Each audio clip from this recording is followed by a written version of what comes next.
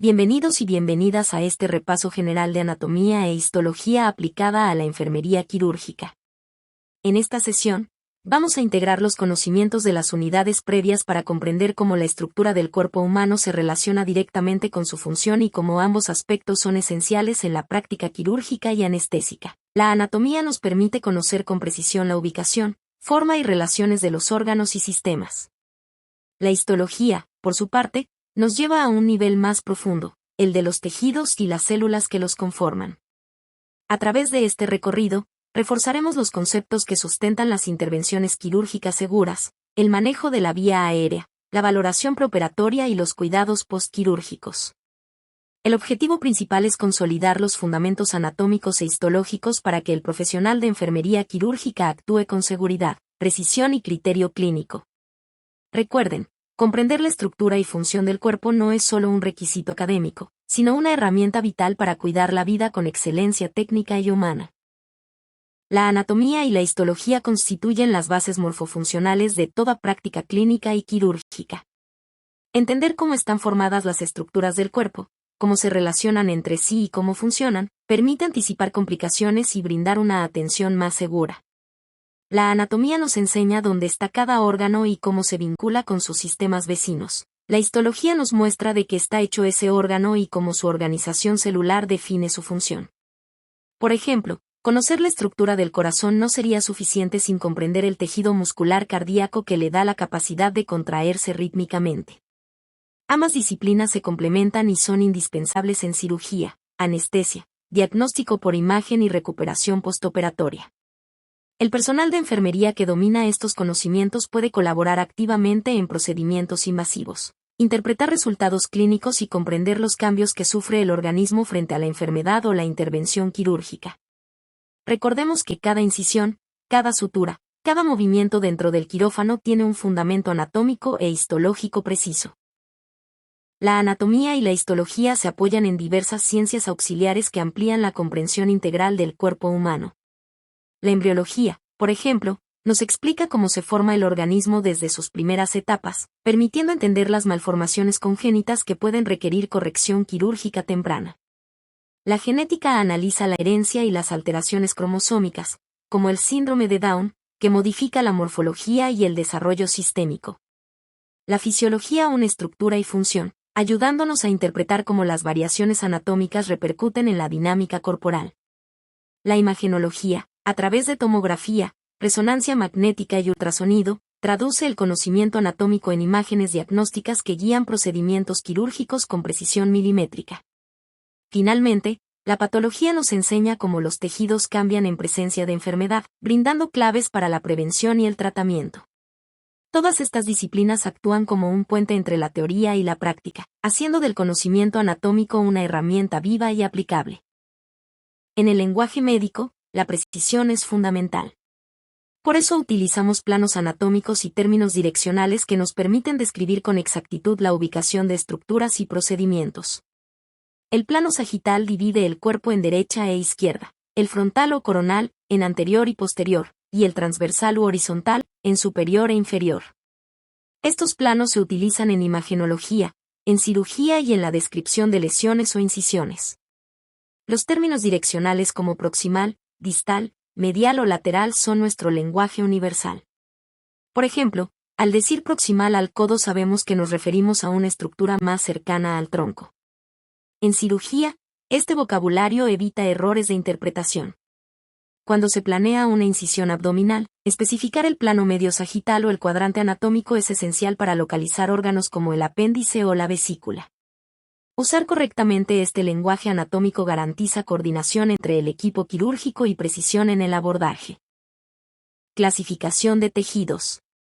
Los tejidos son conjuntos de células especializadas que trabajan juntas para realizar funciones específicas.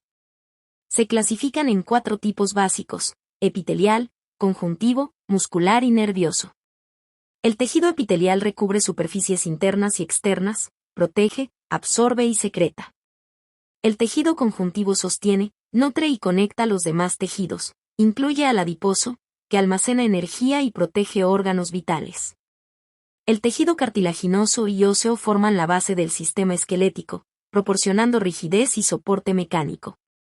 El tejido muscular, ya sea esquelético, cardíaco o liso, transforma energía química en movimiento. Y finalmente, el tejido nervioso transmite impulsos eléctricos que coordinan todas las funciones corporales. Conocer su estructura permite entender patologías comunes, desde inflamaciones hasta cáncer. Cada cirugía, cada biopsia, cada sutura involucra la interacción de estos tejidos. Por eso, identificarlos correctamente y comprender su fisiología es fundamental para la enfermería quirúrgica. Tejido epitelial y conjuntivo. El epitelio se clasifica según su forma y número de capas, simple, estratificado o glandular. En cirugía, entender su organización nos ayuda a prever la capacidad de regeneración de la piel o de las mucosas lesionadas.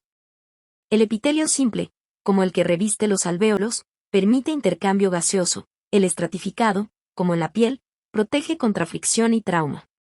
Durante la cicatrización de una herida, la regeneración epitelial depende de la integridad de la membrana basal y de la irrigación subyacente.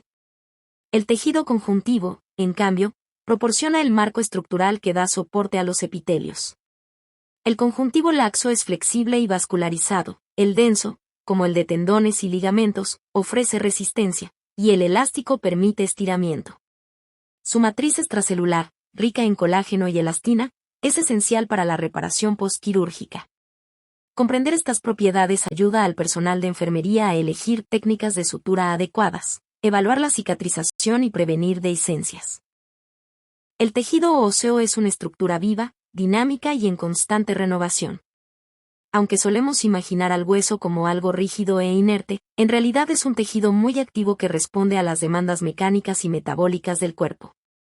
Está formado por una matriz mineral dura y por células especializadas, los osteoblastos, encargados de formar hueso nuevo, los osteocitos, que lo mantienen, y los osteoclastos, que lo reabsorben. El hueso compacto, también llamado cortical, forma la capa externa y da resistencia y soporte al esqueleto. En él encontramos los sistemas de Javes, que son cilindros microscópicos organizados en laminillas concéntricas con un canal central donde viajan vasos sanguíneos y nervios. El hueso esponjoso, en cambio, está formado por trabéculas ligeras que le otorgan resistencia con menor peso, y en sus espacios se localiza la médula ósea, responsable de la hematopoiesis o formación de células sanguíneas.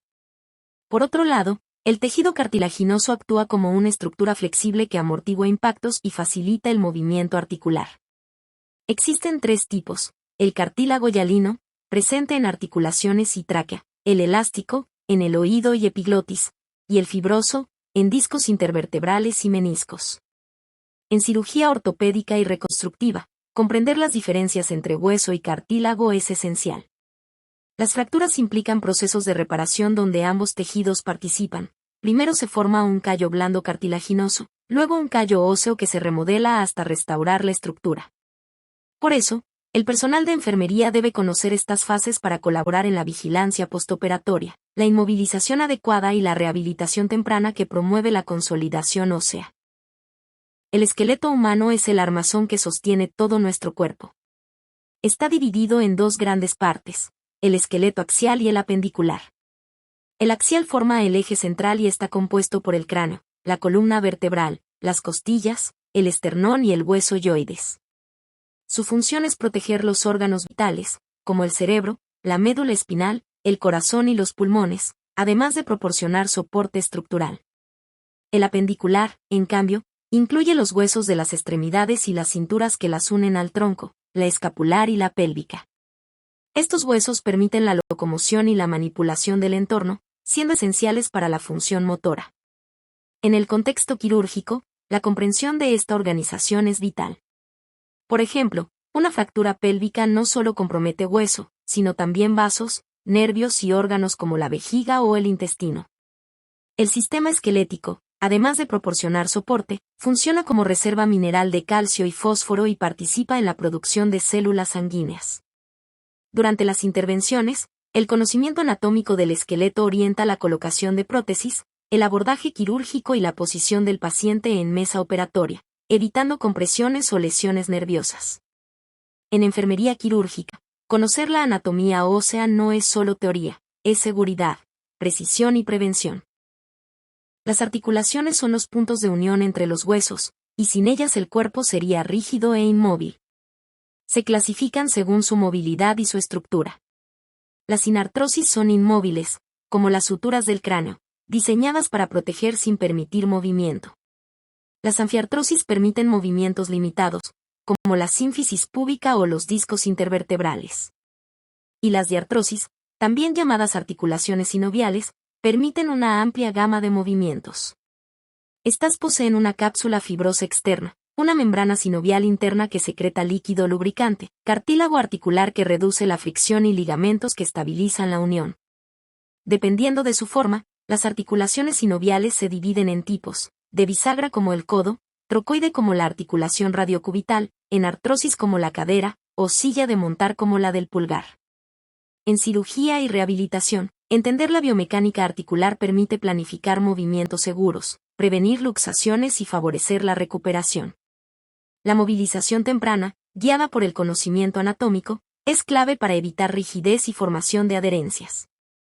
Cada articulación representa un equilibrio entre estabilidad y movilidad, y mantener ese equilibrio es una de las tareas más importantes en la práctica quirúrgica y de enfermería. El sistema cardiovascular es un circuito doble que garantiza el transporte continuo de sangre, oxígeno y nutrientes a cada célula del organismo. La circulación mayor o sistémica comienza en el ventrículo izquierdo, desde donde la sangre oxigenada se impulsa por la aorta hacia todo el cuerpo. Después de entregar oxígeno y recoger dióxido de carbono, regresa al corazón por las venas cavas hacia la aurícula derecha. La circulación menor o pulmonar inicia en el ventrículo derecho, que bombea sangre desoxigenada hacia los pulmones a través de las arterias pulmonares. Allí, en los alvéolos, ocurre el intercambio gaseoso, la sangre libera CO y capta oxígeno, regresando oxigenada por las venas pulmonares a la aurícula izquierda. Ambos circuitos trabajan de manera sincronizada. Durante una cirugía, el mantenimiento del flujo sanguíneo y la oxigenación son críticos. La anestesia y la posición del paciente pueden alterar la presión arterial o el retorno venoso, por lo que la monitorización continua es esencial. Comprender la dinámica de estas circulaciones ayuda a identificar signos de hipoperfusión o hipoxia. El personal de enfermería que entiende esta fisiología puede detectar cambios tempranos y actuar de manera preventiva, contribuyendo a la seguridad del paciente quirúrgico. El corazón es un órgano muscular hueco del tamaño de un puño, situado en el mediastino medio. Su función es actuar como una bomba doble que impulsa la sangre a través de las circulaciones mayor y menor. Posee 4 cavidades, las aurículas, que reciben la sangre, y los ventrículos, que la expulsan. Entre ellas se encuentran las válvulas auriculoventriculares, tricúspide en el lado derecho y mitral en el izquierdo, y las válvulas semilunares, aórtica y pulmonar, que evitan el reflujo sanguíneo. Su pared está compuesta por 3 capas, el endocardio, que reviste internamente las cavidades, el miocardio, que constituye el músculo contráctil, y el epicardio, que lo recubre externamente. Durante el ciclo cardíaco, las contracciones coordinadas del miocardio impulsan la sangre de manera rítmica. En enfermería quirúrgica, conocer la morfología y la fisiología cardíaca es esencial para interpretar alteraciones como arritmias, soplos o insuficiencias valvulares. Por ejemplo, en una valvulopatía mitral, el flujo sanguíneo retrógrado puede causar congestión pulmonar, lo cual se manifiesta clínicamente y requiere manejo especializado. En cirugía cardíaca o torácica, cada estructura tiene una referencia anatómica precisa que orienta las incisiones, el posicionamiento y la monitorización hemodinámica. El pericardio es una envoltura protectora que rodea al corazón y limita su expansión excesiva. Está compuesto por 2 capas, una externa, fibrosa y resistente, que fija el corazón al diafragma y al esternón, y una interna, serosa, que se divide en hoja parietal y visceral. Entre ambas existe la cavidad pericárdica, que contiene un pequeño volumen de líquido lubricante. Este sistema reduce la fricción durante los movimientos cardíacos y protege de traumatismos. En cuanto a su inervación, el corazón recibe señales tanto del sistema simpático como del parasimpático. El simpático acelera el ritmo cardíaco y aumenta la fuerza de contracción mediante la liberación de noradrenalina. El parasimpático, a través del nervio vago, disminuye la frecuencia y modula la contractilidad. Durante la cirugía o anestesia, la manipulación de estas vías puede provocar arritmias o alteraciones hemodinámicas, por lo que el conocimiento de su fisiología es fundamental. En casos de derrame pericárdico o taponamiento, el exceso de líquido comprime el corazón e impide su llenado adecuado, situación que requiere drenaje urgente. El personal de enfermería debe reconocer signos de alarma como hipotensión, ingurgitación yugular o pulso paradójico, ya que representan emergencias vitales. Los vasos sanguíneos forman una red que distribuye y recoge la sangre de todos los tejidos. Las arterias transportan sangre a alta presión desde el corazón. Poseen 3 capas, una íntima de endotelio, una media rica en músculo liso y una adventicia que les da soporte. Su elasticidad permite mantener la presión durante la diástole. Las venas, en cambio, tienen paredes más delgadas y válvulas internas que evitan el reflujo, siendo esenciales para el retorno venoso, especialmente en las extremidades inferiores. Los capilares son los vasos más pequeños y su pared de una sola capa permite el intercambio de gases, nutrientes y desechos con los tejidos. Durante la cirugía, la integridad de estos vasos es crucial. La hemorragia, la trombosis o el estancamiento venoso son riesgos frecuentes. La enfermería debe asegurar una correcta posición de las extremidades, una adecuada hidratación y movilización temprana para evitar trombosis venosa profunda. El conocimiento de la anatomía vascular también orienta la canalización segura de vías, la administración de fármacos y la observación de signos de perfusión tisular adecuada. En el sistema circulatorio existen circuitos especiales llamados sistemas Porta, en los que la sangre pasa por 2 redes capilares consecutivas antes de regresar al corazón. Este diseño permite procesar sustancias, regular hormonas o realizar intercambios más precisos. El sistema porta hepático es el más conocido. La vena porta recoge sangre rica en nutrientes del tubo digestivo, del páncreas y del vaso, y la lleva al hígado. Allí, esos nutrientes son procesados, se neutralizan toxinas y se metabolizan medicamentos antes de que la sangre vuelva a la circulación general. Otro sistema porta es el renal, donde la sangre pasa por los capilares glomerulares para filtrarse y luego por los peritubulares para reabsorber y secretar sustancias, manteniendo el equilibrio hidroelectrolítico. El hipofisario, en cambio, conecta el hipotálamo con la hipófisis anterior, permitiendo el control hormonal preciso entre el sistema nervioso y el endocrino. Por otro lado, las anastomosis vasculares son conexiones entre arterias o venas que aseguran rutas alternas de flujo sanguíneo si un vaso se bloquea. El círculo arterial de Willis, en el cerebro, es un ejemplo perfecto de anastomosis que protege al tejido cerebral ante una obstrucción arterial. En cirugía, conocer estas conexiones es esencial. Permite planificar ligaduras sin comprometer la irrigación y prever colaterales que evitan isquemia. Durante procedimientos hepáticos o intestinales, un buen entendimiento de los sistemas porta y las anastomosis puede marcar la diferencia entre una recuperación adecuada y una complicación vascular grave. El sistema respiratorio es uno de los más fascinantes por su simplicidad estructural y su importancia vital. Su función principal es realizar el intercambio gaseoso, proporcionando oxígeno al organismo y eliminando dióxido de carbono. Para lograrlo, el aire debe pasar por una serie de estructuras perfectamente diseñadas. Las vías respiratorias superiores, que incluyen la nariz, la faringe y la laringe, actúan como filtros y acondicionadores del aire, lo limpian, lo calientan y lo humedecen antes de que llegue a los pulmones. Las vías inferiores, conformadas por la tráquea, los bronquios y los pulmones, garantizan la conducción y el intercambio propiamente dicho. Cada minuto ventilamos entre 6 y 8 litros de aire, y en un día realizamos más de 20.000 respiraciones. Los pulmones contienen alrededor de 500 millones de alvéolos, generando una superficie de contacto de casi 70 metros cuadrados, similar al tamaño de una cancha de tenis. En el contexto quirúrgico, conocer esta anatomía es esencial para el manejo de la vía aérea y la ventilación asistida. Una intubación segura o la colocación correcta de una cánula dependen de comprender la disposición de estas estructuras. Durante la anestesia, cada movimiento del diafragma y cada variación en la presión torácica deben ser vigiladas para mantener una oxigenación adecuada. El sistema respiratorio no solo sostiene la vida, también define gran parte del éxito anestésico y postoperatorio.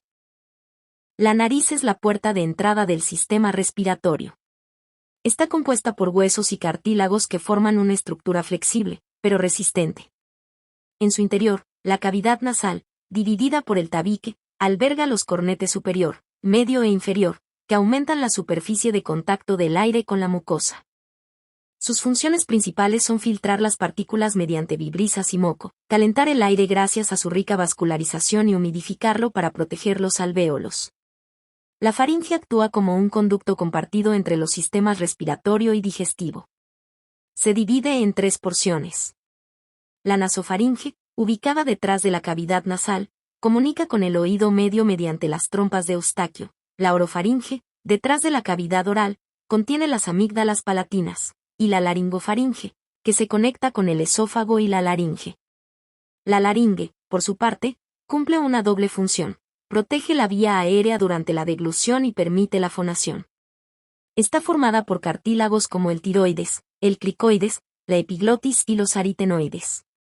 Los pliegues vocales verdaderos producen el sonido, mientras que los vestibulares protegen la vía aérea. En anestesia y cirugía de cabeza y cuello, este conocimiento es vital. La visualización de la glotis durante una intubación o la referencia al cartílago cricoides para una cricotiroidotomía de emergencia requieren dominio anatómico absoluto. Por eso, cada profesional de enfermería quirúrgica debe reconocer la importancia de estas estructuras, pues representan el primer paso para mantener la vida. La tráquea es un tubo fibrocartilaginoso de unos 12 centímetros de largo y 2 de diámetro, formado por 16 a 20 anillos en forma de C abiertos por detrás, lo que permite la expansión del esófago durante la deglución. Está revestida por un epitelio respiratorio ciliado que atrapa partículas con moco y las expulsa hacia la faringe, limpiando continuamente la vía aérea. A nivel de la vértebra torácica T4, T5, la tráquea se divide en los bronquios principales derecho e izquierdo. El derecho es más corto, ancho y vertical, lo que explica por qué los cuerpos extraños tienden a alojarse ahí. Los pulmones, por su parte, son órganos cónicos y asimétricos. El derecho posee 3 lóbulos, superior, medio e inferior, mientras que el izquierdo solo 2 y una escotadura cardíaca que le da espacio al corazón. Cada pulmón está rodeado por una doble membrana, la pleura visceral, adherida a su superficie, y la pleura parietal, que recubre la cavidad torácica. Entre ambas existe un espacio virtual con líquido seroso que reduce la fricción durante la respiración. Cuando entra aire en este espacio, se produce un neumotórax, y si se acumula líquido, hablamos de derrame pleural, ambos comprometen la ventilación. Comprender estas relaciones anatómicas permite asistir con seguridad en procedimientos como la toracocentesis o la colocación de un tubo pleural, donde la precisión milimétrica es vital para evitar complicaciones. Cada pulmón está dividido internamente en segmentos broncopulmonares, unidades anatómicas y funcionales que actúan casi como pulmones en miniatura. Cada segmento cuenta con su propio bronquio segmentario, una arteria pulmonar que lo irriga, y un drenaje venoso independiente. El pulmón derecho tiene 10 segmentos bien definidos, mientras que el izquierdo posee entre 8 y 10, según la variación anatómica. Esta organización es crucial porque permite que una zona afectada por infección, tumor o necrosis pueda extirparse quirúrgicamente sin comprometer el resto del órgano. En cirugía torácica, se pueden realizar segmentectomías, resección de un solo segmento, o lobectomías, que implican la extirpación completa de un lóbulo. Además, el conocimiento de la irrigación dual pulmonar, arterias bronquiales y arterias pulmonares, permite comprender fenómenos como el embolismo pulmonar o el sangrado durante intervenciones. El drenaje linfático pulmonar también es fundamental. Los nódulos ciliares y mediastínicos son los primeros sitios donde metastatizan los tumores pulmonares, información esencial para la estadificación oncológica. En el cuidado postoperatorio, la enfermería debe vigilar el drenaje pleural, la expansión pulmonar y la oxigenación del paciente. Dominar esta anatomía no solo facilita el trabajo en quirófano, sino también la detección temprana de complicaciones respiratorias. Llegamos ahora a una visión integradora. La anatomía y la histología no son conocimientos aislados, sino herramientas prácticas que explican cada decisión en el ámbito quirúrgico. Por ejemplo, en traumatología ósea, conocer la irrigación y la biomecánica del hueso permite comprender la consolidación de fracturas y elegir el método de fijación más adecuado. En cirugía torácica o cardíaca, el dominio del mediastino, de las válvulas y de los vasos mayores permite planificar incisiones, controlar hemorragias y monitorear la función cardíaca con precisión. Y en anestesia, el conocimiento detallado de la vía aérea, desde la nariz hasta la tráquea, determina la seguridad del paciente durante la inducción y la recuperación. El personal de enfermería quirúrgica desempeña un papel clave: preparar al paciente, posicionarlo de acuerdo con su anatomía, vigilar su perfusión, prevenir úlceras, trombosis e infecciones. Cada acción tiene una base anatómica. La capacidad para anticipar riesgos, identificar estructuras críticas y aplicar cuidados basados en evidencia es lo que distingue a un profesional altamente competente. Así, la anatomía y la histología se transforman en una herramienta viva que guía la práctica y salva vidas todos los días. Podemos concluir que la anatomía y la histología son los pilares sobre los cuales se construye toda práctica quirúrgica segura y efectiva. Comprender la estructura, función y relación entre los sistemas corporales permite al profesional de enfermería anticipar complicaciones y ofrecer cuidados de excelencia. La integración entre la teoría y la práctica no solo mejora los resultados clínicos, sino que también fortalece el razonamiento crítico y la capacidad de toma de decisiones basada en evidencia. Cada procedimiento, desde una venoclisis hasta una intervención mayor, requiere del conocimiento anatómico que sustenta la acción técnica. Por ello, estudiar anatomía e histología no es memorizar nombres, sino entender la vida misma a través de su organización. Recordemos siempre que detrás de cada estructura hay una función, y detrás de cada función, la oportunidad de cuidar la vida con conocimiento y compromiso profesional. Gracias por su atención.